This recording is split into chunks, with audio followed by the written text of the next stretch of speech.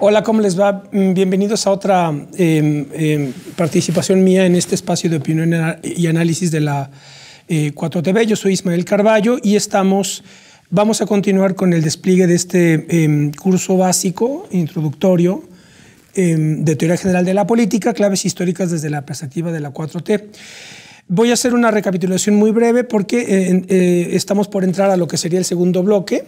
El curso consta de dos bloques, una parte general y una parte especial. De lo que se trata el curso en general es de ofrecer herramientas de conocimiento y de análisis que toda persona que esté involucrada con política, en la política, debe de saber, independientemente de la perspectiva partidista, ideológica, moral en la que se sitúen. Ese es el planteamiento de partida. Para recordar aquello que decía un teórico italiano, Gianfranco Miglio, hay una regularidad de la política que todo mundo debe de saber, independientemente de si seas comunista, socialista, lo que sea, fascista, monárquico, republicano, liberal, conservador, bueno o malo, eso no importa. Hay regularidad, hay cosas de la política que se deben de saber, como también hay cosas propias de la religión o propias de la economía que se deben de saber si tú te vas a dedicar a eso. Ese es el propósito del curso. En la parte general, organicé las intervenciones en tres áreas de conocimiento fundamentales que solamente señalé aproximativamente: historia, geopolítica y teoría del Estado. Es decir, cualquier persona que se involucra con cuestiones políticas, ya sea desde la militancia, que es el caso de todos nosotros, este es un canal de un partido, y está visto por quienes están en la perspectiva de la militancia política, pero también quienes están vinculados con los poderes del Estado, con el poder legislativo, el poder ejecutivo, incluso el poder judicial, tienen que saber de historia, geopolítica y teoría del Estado. La perspectiva que se abre cuando tú pones estos tres enfoques, estas tres formas de conocimiento, la perspectiva que se nos ofrece es aquella en la que aparece el Estado como la figura fundamental de la política. Esa es la primera moraleja. La política, para comprender lo que es la política, se tiene que tener primero la idea del Estado. Y el Estado se configura a partir, o se comprende cómo se configura a partir de la historia, la geopolítica y, en efecto, la teoría del Estado. Esas son las tres sesiones primeras que tuvimos y vamos a arrancar ahora con la segunda parte del curso, que se llama parte especial. ¿Por qué digo general y especial? Porque en la parte general es donde, ya digo, está definido el Estado como la arquitectura maestra dentro de la cual tiene lugar nuestra modesta vida cotidiana. Así hay que decirlo. Todos los que me están viendo, todos los que están aquí filmándome, tenemos una vida cotidiana, una vida individual, con problemas muy concretos, problemas familiares, problemas personales, problemáticas morales, cuestiones ideológicas. No todos necesitamos un trabajo, todos necesitamos pagar la renta, la luz, el gas, todos tenemos eso. Aquí, en China, en Ecuador, en Venezuela, en Cuba, en Estados Unidos, en Finlandia, en todo el mundo. Todos tenemos una vida individual con problemas prácticamente comunes. El asunto es que la política es ese subsistema de relaciones humanas en las que todos estos problemas modestos, individuales, son vistos desde la perspectiva del Estado. Esa es la cuestión. Eso fue la primera parte. Por eso, quienes nos metemos en estas cuestiones nos quedamos involucrados en un ámbito de responsabilidad mucho más complejo y mucho más dramático, etcétera. Es lo que ya más o menos hemos visto. Ahora bien, una vez dicho eso, entonces la parte especial es aquella en la que ahora sí vamos, se analiza, se comprende cómo van configurándose, cómo van dándose esos problemas cotidianos de cada uno de nosotros. Esa es la cuestión. Y hay tres aspectos, tres conocimientos, tres disciplinas que nos permiten comprender cómo van desplegándose esos problemas: la economía, el derecho y la teoría política. Entonces, la parte especial del curso será aquella que estará desplegada en función de explicar lo que es la economía, lo que es el derecho y lo que es la teoría política. Y ahí entonces aparecen los problemas políticos y la forma de gobierno. En la parte general, lo que se nos explica es el Estado como forma de la historia y el régimen político. El régimen político es el conjunto de todas las fuerzas que intervienen en una sociedad histórica para adquirir consistencia. En la parte especial están los problemas políticos y la forma de gobierno. ¿Por qué la forma de gobierno? Pues porque el gobierno, los gobiernos, las administraciones son ese conjunto de instituciones que resuelven cada uno de esos problemas, primero individuales y luego colectivos, que por tanto al hacerse colectivos se convierten en problemas políticos. Si de pronto hay un nivel inflacionario que se dispara de una manera descontrolada, pues la vida cotidiana de cada uno de nosotros se va a ver afectada. Y a la hora de que esa afectación se hace colectiva, entonces el problema económico de la inflación se convierte en un problema político. Si de pronto hay una ley educativa en la que se obligan a los niños a ir obligadamente los sábados a la escuela, pues entonces la vida cotidiana de los niños y de sus padres se va a ver afectada. Cuando esa problemática familiar se vuelve colectiva, entonces se convierte en un problema político que debe de ser resuelto por el gobierno. Es verdad, más o menos de eso se trata. Por eso, pero claro, esos problemas políticos, cuando se ven ya desde la perspectiva del Estado, es cuando entonces adquieren una dimensión histórica y se convierten en un drama en realidad, que es lo que vimos en la primera parte. Bien. Entonces, para entrar en la parte especial, pues vamos a comenzar explicando algunas cuestiones. Ya digo, esto tiene que ser solamente introductorio, aproximativo, de la primera de las disciplinas, la economía. ¿Qué decir? Bueno, claro, es economía, derecho, pues sí, el derecho tiene que ver fundamentalmente con la ley, ¿verdad? Entonces, cualquiera de nosotros tuvimos un periodo de formación de infancia y adolescencia, y aquí en México, cuando se cumplen 18 años, todos pasamos a entramos a la vida adulta, y eso, desde la perspectiva del derecho, supone que cuando cumplimos 18 años, cualquiera, si cometemos alguna falta administrativa, penal, pues entonces vamos a ser juzgados en tribunales de adultos, en los tribunales ya ordinarios. Si nosotros tenemos algún problema antes de los 18 años, el procesamiento o la responsabilidad no está en nosotros, sino en nuestro tutor, en nuestra familia, en nuestros padres, etc. Por eso el derecho es tan importante para estos efectos, para la comprensión de los problemas políticos. Pero bueno, vamos con la economía. La economía es... pues como dicen algunos por ahí, la política no es otra cosa que economía en acción. Es decir, grandes problemas económicos, grandes cuestiones vinculadas con la economía que repercuten en la forma de organización del poder de una sociedad determinada. Esto es una tesis clásica, por ejemplo, pues del marxismo, cuando Marx en El Capital, por ejemplo, plantea que el Estado, que nosotros señalamos en la parte general como la figura fundamental, para la perspectiva de Marx, el Estado no es más que un momento del despliegue del capital. Porque desde la perspectiva de Marx, la economía es lo que mueve en realidad toda la sociedad, todos los aspectos de la sociedad, todos los aspectos políticos, todos los aspectos culturales, todos los aspectos históricos tienen en el fondo una explicación económica. Y por tanto, el Estado es simplemente una figura dentro de ese movimiento del capital. Esta es la perspectiva de Marx, fundamental desde luego. Y por eso, pues...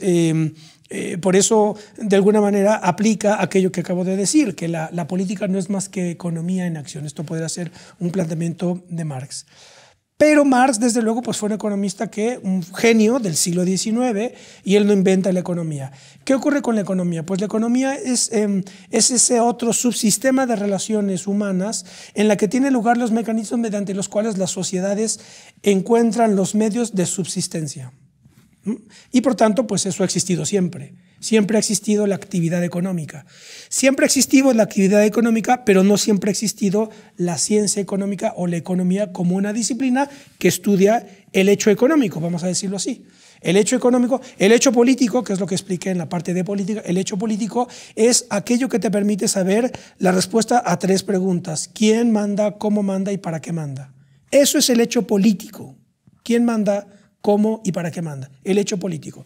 El hecho pedagógico, pues es aquella relación en la que hay un individuo que transmite conocimientos de una manera activa a un sujeto pasivo que es el alumno y que recibe esa información. Ese es el hecho educativo o hecho pedagógico. ¿Qué es el hecho económico? Pues el hecho económico es ese conjunto de actividades humanas mediante los cuales se tiene contacto con la naturaleza para obtener los medios de subsistencia, es decir, para no morir de hambre, ¿no? Y eso ha existido siempre. Esa relación con la naturaleza, pues fundamentalmente es la agricultura, por ejemplo, ¿verdad? Pero también puede ser la caza, ¿no? Se cazan o se matan animales, ¿sí? Y se cocinan, ¿verdad? Y se comen, ¿sí? ¿No? Entonces, ahí está una actividad económico-productiva mediante la cual las sociedades adquieren los medios de subsistencia. Pero como digo, sin perjuicio de que esta actividad ha existido siempre, no siempre ha existido la economía. Esa es una cosa muy interesante de historia económica. ¿Cuándo empieza la economía? ¿Por qué existe hoy en las universidades una facultad de economía? Porque hay gente que estudia economía. Pregunta, ¿eso existía en el siglo XIII, en el siglo XII, en el siglo IX? No, no existía. En realidad la economía como disciplina formalmente, así tal cual, economía, pues existe a principios del siglo XX cuando Alfred Marshall en la Universidad de Cambridge transforma la cátedra de economía política a cátedra de economía, porque antes todo era economía política. Es otro dato también muy interesante. Los textos de Marx, los textos de John Stuart Mill, los textos de ¿quién más? De David Ricardo, los textos de Malthus, casi todos autores ingleses, o los textos alemanes, todos se referían a la economía política. Economía política. Los textos clásicos de Marx son crítica de la economía política, es decir, no separaban la economía de la política. A lo mejor ya no da tiempo aquí, porque esto es introductorio, para explicar por qué de pronto se quiso separar la política de la economía, ¿verdad? Esa es una cuestión muy interesante de la historia del pensamiento económico que a lo mejor aquí no nos va a dar tiempo de desarrollar. Simplemente se trata de dar un panorama. Bien. Para comprender cómo va organizándose el saber y la disciplina económica, que es un poco los rudimentos que cualquiera que está en estas cuestiones tiene que saber, sobre todo, por ejemplo, porque es muy común, sobre todo en el ámbito de la 4T y de Morena, por ejemplo, es muy común posicionarnos en una postura crítica contra el neoliberalismo, ¿verdad? Todos estarán de acuerdo conmigo. Todos los que estamos en la 4T estamos contra el neoliberalismo. Se menciona una y otra vez. El propio presidente, pues recién arranca su administración, dijo, hemos dado fin a la era neoliberal, etcétera, vamos a entrar a la era post-neoliberal, bien, neoliberalismo. Pero claro, ¿qué es el neoliberalismo? ¿Verdad? Primera cuestión, ¿cómo se explica? ¿Cómo surge? ¿Por qué surge? Etcétera. Claro, eso nos mete a la disciplina económica y a la historia de las doctrinas económicas. Por eso es necesario que más o menos se tenga conocimiento. Yo por ejemplo, para darles una respuesta inmediata, el neoliberalismo teóricamente, pues fíjense ustedes, es una cosa muy complicada, en realidad recorre todo el siglo XX. El neoliberalismo es la mezcla de las teorías neoclásicas de la escuela austriaca con la escuela de Chicago, por ejemplo. Ese es el neoliberalismo.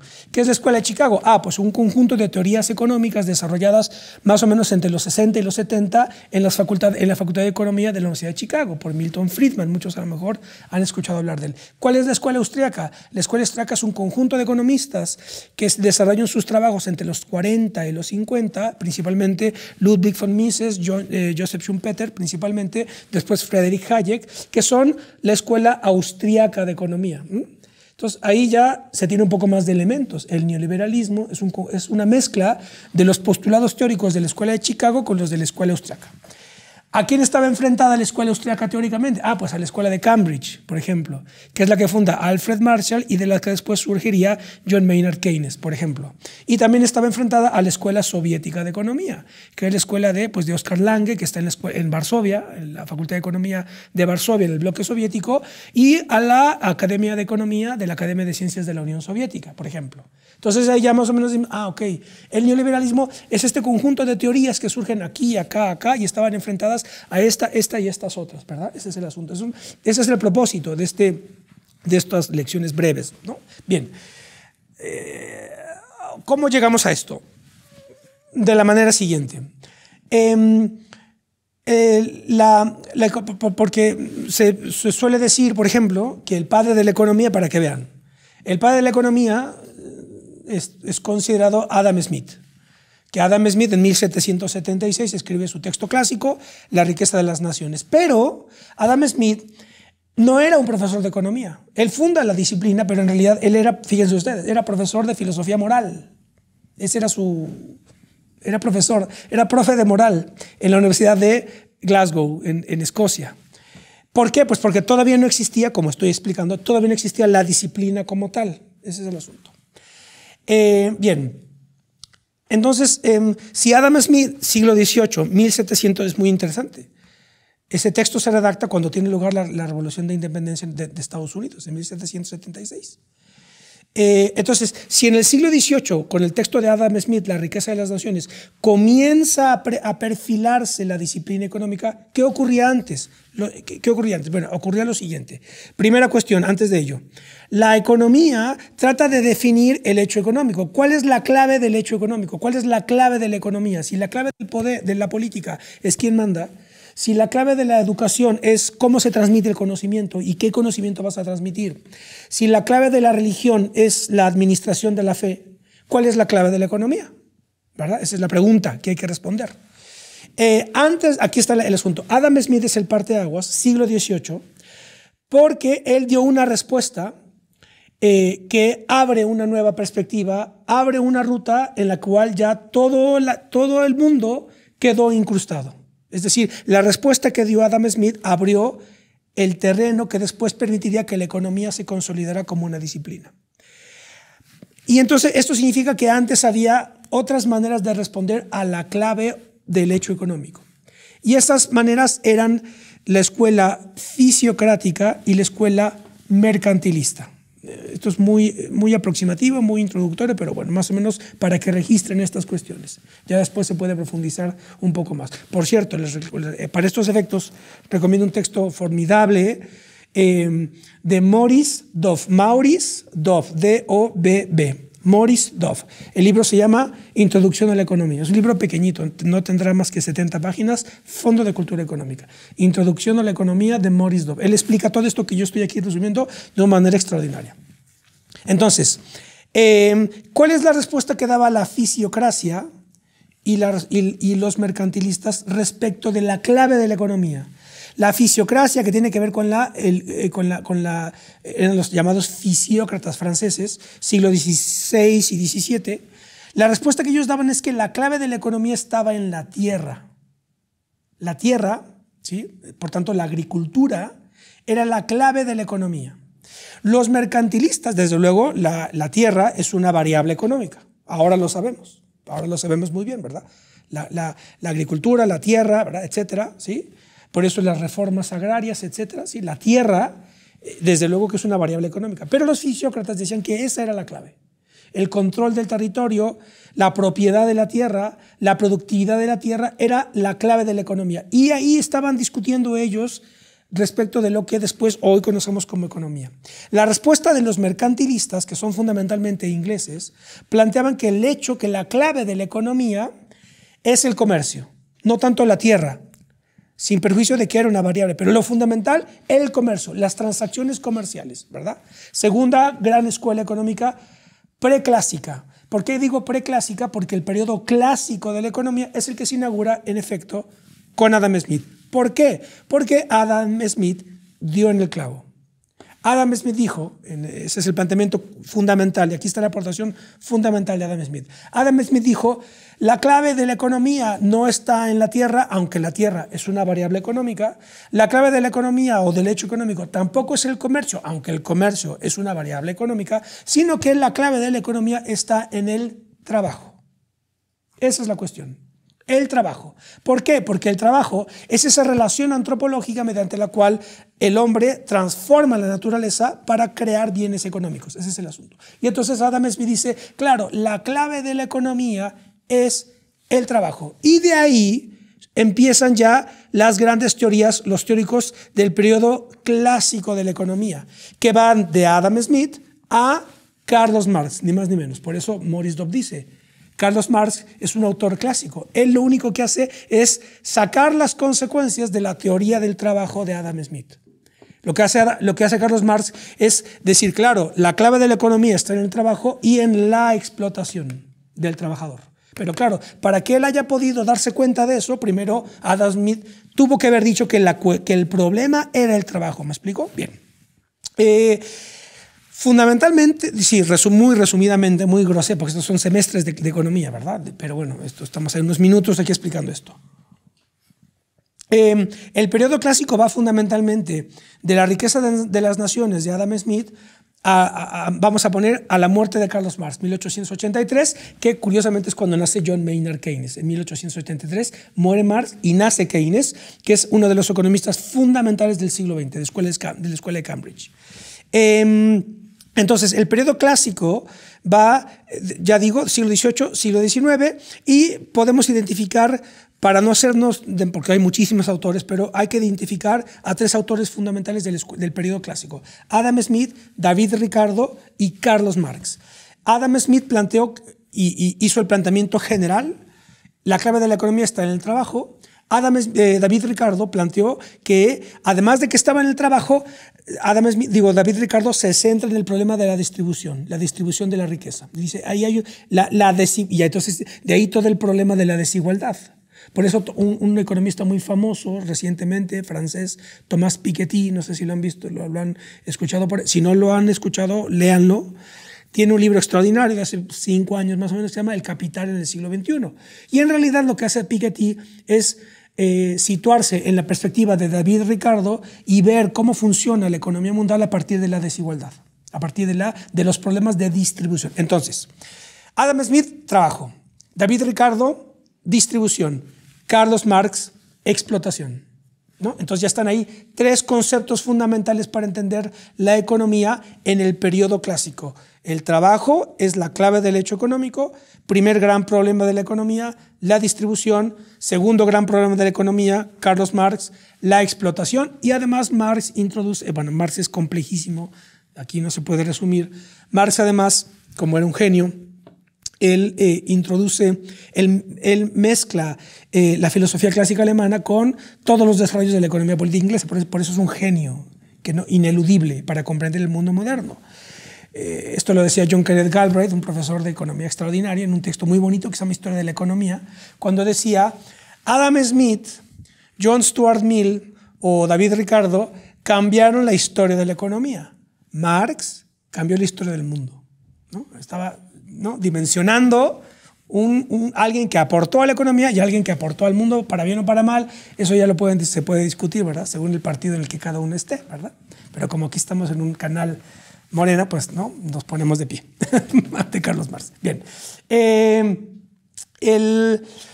Entonces, claro, este periodo clásico de economía concluye con Carlos Marx y en realidad a partir de ahí surge una suerte de reacción a las doctrinas clásicas de economía, porque todas estas teorías estaban centradas en lo que después se clasificó como la parte objetiva de la economía. La parte objetiva tiene que ver con la parte de la producción, ¿sí? Cómo objetivamente se van creando objetos, se van produciendo mercancías, etc. Como reacción a todo esto, sobre todo por la perturbación que produjo las teorías de Carlos Marx, empiezan a surgir teorías que se enfocan en el lado subjetivo de la economía, no tanto la parte objetiva que tiene que ver con la producción. Y si te metes en la producción, te metes con el trabajo, la explotación, y entonces desembocamos en la revolución como un problema, ¿sí? Como reacción a esto, surgieron los economistas que empezaban a plantear la cuestión de la parte subjetiva de la economía. La clave de la economía no es tanto el trabajo, sino el consumo y los mecanismos individuales para elegir en un mercado de bienes escasos. Ese es ya otro planteamiento económico. Y esto es lo que plantea lo que se conoce como la escuela neoclásica. Ya no es la clásica es de Adam Smith a Marx, sino es la neoclásica, que es la que surge en Bélgica autores ingleses como Stanley G. Bones, otros autores que empiezan a decir la economía es una cuestión subjetiva, tiene que ver con el consumo, con el mercado, etc.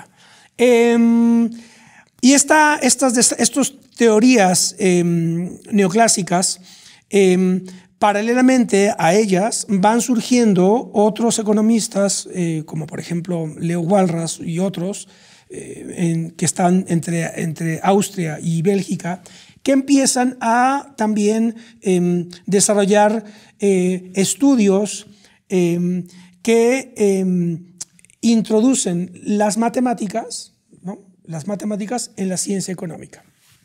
Y entonces aquí hay una aportación fundamental que hoy cualquiera que estudie economía pues se sabrá que tiene una parte de matemáticas muy dura. Eso es el resultado de estos desarrollos que van teniendo lugar entre fines del siglo XIX y principios del XX, que es cuando se empiezan a... Lo que hoy es muy común cuando se ven los modelos económicos, ¿sí?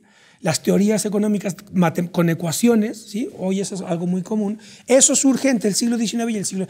Adam Smith no hizo una sola ecuación, por ejemplo, ¿no? Él es el fundador de la economía, pero no tiene ninguna ecuación, ¿sí? Y hoy la economía, la econometría, pues está llena de ecuaciones. Eso surge entre el siglo XIX y principios del siglo XX, en el entorno de las teorías neoclásicas como reacción a las teorías objetivas clásicas del pensamiento económico. Entonces tenemos escuela clásica, escuela neoclásica, que trata de enfocarse en la parte subjetiva y en las matemáticas como elementos para comprender el hecho económico, y el siguiente corte en cuanto al despliegue de las doctrinas económicas viene con la gran crisis de, bueno, dos acontecimientos fundamentales: la revolución bolchevique, desde luego, 1917, que supone la toma del poder de partidos que están formados dentro de la tradición marxista, es decir, de uno de los autores fundamentales de la tradición clásica, Carlos Marx.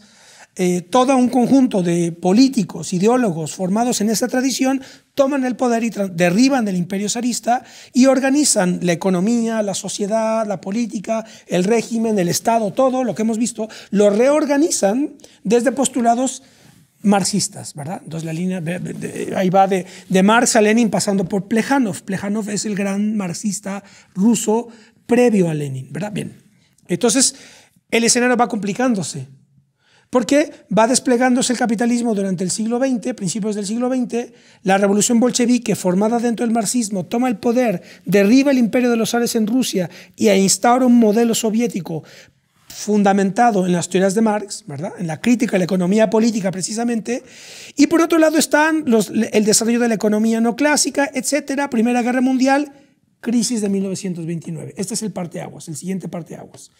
¿Por qué? Pues porque la crisis de 1929 supuso el destronamiento de todas las teorías en ese momento al uso, todas estas teorías subjetivas de la economía, de que la economía tiene que ver pues, con la manera en la que un individuo consumía en el mercado según recursos escasos y según bienes escasos, etc. Todo eso estalla por los aires con la Gran Depresión de 1929, que eleva el desempleo a niveles nunca antes vistos, también niveles de inflación nunca antes vistos, etc. Colapsa el sistema bursátil norteamericano, genera una crisis mundial, etc. Similar, solamente comparable a la de 2008. Ese es el asunto. 2008 fue una crisis similar, producida por el sistema financiero internacional, sin que en 2008 ya existiera la Unión Soviética como un modelo a seguir. Esa es una de las diferencias fundamentales. Cuando en 1929 tiene lugar esa crisis financiera, estaba la Unión Soviética con niveles de crecimiento comparables a los occidentales. Bien, ¿qué ocurre con la crisis del 29? Ya llevo más o menos media hora, ya casi acabo. Esa es una cuestión introductoria nada más. ¿Qué pasa con la crisis de 1929, la Gran Depresión, la gran crisis económica? Pues, por un lado, produjo reacciones políticas que desembocan en las alternativas nacionalistas, fascistas y nacionalsocialistas. No olvidemos eso, recordando lo que dije al principio. La política es acción, es economía en acción. Bueno, pues esas opciones fascistas, nacionalsocialistas, incluso las opciones comunistas, eran reacciones a la crisis del sistema económico capitalista. Primera consecuencia. Segunda consecuencia, el surgimiento o la consolidación de la obra de John Maynard Keynes como el gran teórico de la economía capitalista, ¿no? Es lo que hay que señalar. Keynes lo que hace es encontrar la manera de rescatar el capitalismo después de la crisis del 29, pero sin que optar por el socialismo. Es la cuestión. El texto fundamental de Keynes es la Teoría General de la Ocupación del Dinero y el Empleo, un texto fundamental de la economía moderna, y lo que planteaba Keynes era que, además de haber planteado este texto fundamental, que es imprescindible conocer, él es también el padre de lo que se conoce como macroeconomía. Con Keynes, ya pleno siglo XX, década de los 30 más o menos, surge la macroeconomía como una división, como la primera subdivisión fundamental de la economía. Está la macroeconomía y la microeconomía. La microeconomía será de alguna manera un resultado, una derivación, una recuperación de los planteamientos de la escuela neoclásica, que se centraban en el comportamiento de los individuos a la hora de consumir. Eso es lo que después desemboca en lo que hoy se conoce como microeconomía. Los que estudian economía, cuando ven toda la teoría de precios, las curvas de demanda, qué pasa si yo modifico el precio, es muy interesante, ¿eh? No tiene ningún desperdicio estas cuestiones. Lo que pasa es que esto no te permite comprender las cuestiones macro, ¿verdad? Entonces, la micro es la teoría de precios, la teoría de costos, la teoría de estrategias, etcétera, ¿no? Cómo se comportan los individuos en los mercados según se van manejando los precios de los productos. Eso es la microeconomía, lleno de fórmulas, etcétera, de estadísticas, etcétera. La macroeconomía, que es lo que inaugura prácticamente Keynes, es el comportamiento de las sociedades y de las economías a gran escala. Y esa es la disciplina fundamental de la política. Y de los estadistas. Un jefe de Estado lo que ve es la macroeconomía. Y entonces Keynes lo que hace es sostener que el Estado, los gobiernos, tienen una responsabilidad de primer orden para intervenir en la dinámica económica general. Después, la escuela austriaca, la escuela austriaca, uno de los pilares del neoliberalismo, fue crítico de Keynes, porque esto a lo mejor ya es más conocido ahora, ¿verdad? Porque Keynes decía que el Estado tiene que intervenir en la economía. Hoy es un argumento muy común, el propio presidente López Obrador lo dice, ¿verdad?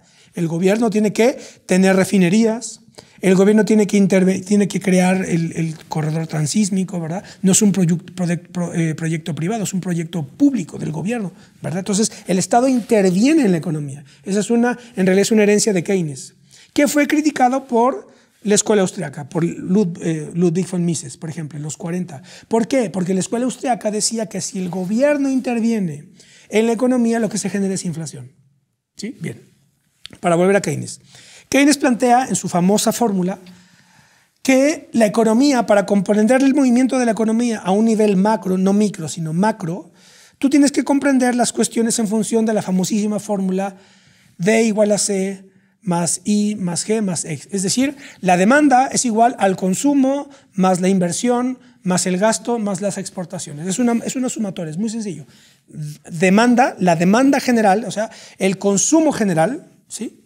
La demanda general es igual a el consumo de las familias, la inversión de las empresas, el gasto del gobierno y las exportaciones de la economía en su conjunto. Es una teoría muy famosa. Y entonces decía Keynes, con esta fórmula tú vas viendo cómo a nivel macro va moviéndose el consumo de las familias, cómo las empresas invierten, cómo gastan los gobiernos en política social, en inversión infraestructural, etcétera, y cómo una economía en su conjunto exporta e importa, ¿verdad? La balanza comercial. Bien, esa es la aportación fundamental de Keynes, y como digo, él es el que dice, ante una crisis económica como fue la del 29, pues el gobierno tiene que intervenir para rescatar la economía, tiene que inyectar recursos, etcétera. Es la tesis fundamental de Keynes, que tiene un predominio hasta la década de los 70. Prácticamente todo el siglo XX hasta los 70, concretamente hasta cuando en 1973 tiene lugar la crisis de los precios del petróleo, hasta entonces Keynes era el campeón de la economía. Siguiente escuela económica, bueno, Keynes era profesor de Cambridge, entonces era la escuela de Cambridge. Entonces ya tenemos autores clásicos, Smith a Marx, autores neoclásicos que le plantean la parte subjetiva de la economía, Gran crisis de 1929 con repercusiones tanto políticas como económicas, surgimiento de Keynes como el gran teórico de la economía en la Escuela de Cambridge, y la siguiente gran escuela es la escuela austriaca, que son los críticos a Keynes, principalmente, ya digo, Ludwig von Mises, Joseph Schumpeter, que no necesariamente Schumpeter era crítico de Keynes. Schumpeter tiene genio, porque Schumpeter era un genio extraordinario, de hecho nace el mismo año que Keynes, en 1883, y de alguna manera no es tan conocido por el gran fuerza y prestigio que tuvo Keynes, pero Schumpeter es una cosa verdaderamente sorprendente, es el gran teórico de la empresa. Yo creo que los que estudian administración de empresas no leen a Schumpeter porque es demasiado complejo, pero en realidad él es el gran teórico filosófico incluso de la empresa moderna, es el teórico uno de los teóricos de la llamada destrucción creativa. Schumpeter decía que la economía funciona a partir de destruir y crear, destruir y crear, destruir y crear, ¿sí? Esto tiene que ver con los ciclos económicos, etcétera, que tampoco me puedo detener. Pero bueno, y Schumpeter decía, el texto clásico de Schumpeter es socialismo, democracia, capitalismo, socialismo y democracia. Ese es el texto fundamental de Schumpeter, y él decía que el principal enemigo del capitalismo está dentro del capitalismo, y ese era la gran corporación. Schumpeter decía, una economía moderna, una economía capitalista tiende a las grandes corporaciones, tiende al monopolio, y eso es lo que sofoca la innovación. Es la tesis de Schumpeter, extraordinaria, muy compleja, que aquí no me puedo detener. Bueno, en fin, ellos eran parte de la escuela austríaca que criticaban la tesis de Keynes, según la cual los gobiernos tienen que invertir en economía. Los austríacos decían, si el gobierno se mete en la economía, lo que se dispara es la inflación. Y no hay nada peor para el bolsillo de las familias que la inflación. Y entonces la escuela austríaca eran defensores del Estado reducido, el control monetario y el control de la inflación como el principal problema. La siguiente gran escuela de economía es la escuela de Chicago, que prácticamente manejaba planteamientos similares a los de la escuela austríaca. Por eso la escuela austriaca y la escuela de Chicago son los pilares del neoliberalismo, para que lo comprendamos con mayor claridad. Y el siguiente parteaguas fue la crisis de los precios petroleros de 1973. Esto estuvo determinado geopolíticamente, guerra entre el mundo árabe e Israel. Israel, apoyado por Estados Unidos y las potencias occidentales, aplasta a la coalición encabezada por Egipto en el 73, y como represalia los países, la OPEP, la Organización de Países Exportadores de Petróleo, fundada en 1964, y una de las principales, la jugada geopolítica más extraordinaria del mundo en desarrollo, ¿no? La OPEP es el modelo a seguir de los países en desarrollo, porque es, digamos, la asociación de los productores de petróleo para jugar en el mundo contra las grandes petroleras, las llamadas siete hermanas. Entonces, como consecuencia de la crisis, de la guerra del 73, los países, la OPEP, se pone de acuerdo para reducir la producción de petróleo y, por tanto, incrementar el precio del petróleo de una manera nunca antes vista. Cuando se eleva el precio del petróleo de esa manera en el 73, se dispara una inflación que ya no dependía de la dinámica de oferta y demanda. Hay dos maneras para que la inflación crezca. La desigualdad entre oferta y demanda, es decir, si hay una demanda muy grande de un producto, su precio se incrementa, hay inflación. O la inversa, si hay escasez de un producto, su precio aumenta, hay inflación. Entonces, el primer mecanismo inflacionario. Pero el otro mecanismo inflacionario que nunca se había visto de la manera en la que se vio a partir de la crisis de los precios del petróleo es la inflación por costos. Es decir, cuando uno de tus insumos sube de precio, hay inflación, se eleva todo lo demás. Y eso es lo que ocurrió a partir de 1973. Se incrementó de una manera drástica el precio del petróleo y entonces se disparó el precio de todo y se generó una inflación que prácticamente es lo que determina el entorno epocal económico dentro del cual vivimos todavía. Es decir, todos estos movimientos políticos, ideológicos, etcétera, de los 70, los 80, los 90, etcétera, hasta el día de hoy, literalmente al día de hoy, es una consecuencia de la perturbación inflacionaria que se produjo a partir de 1973. Cuando se da esa crisis inflacionaria por vía de costos, por el aumento de los precios del petróleo, entonces todas las teorías de Keynes empiezan a caer. Y empieza a surgir el predominio, la influencia, el prestigio de las teorías que en su momento criticaban a Keynes por inflacionario, digámoslo así. La escuela austriaca, la escuela de Chicago El neoliberalismo, en efecto. Es cuando el neoliberalismo empieza, pero por toda la crisis fiscal, los gobiernos ya no pueden sostener a sus gobiernos, a sus programas sociales, etcétera, por la inflación que se dispara. Y esto es el contexto en el que surgen las teorías neoliberales, o más bien los programas, las políticas neoliberales, que dentro de las cuales estamos discutiendo, debatiendo, combatiendo políticamente.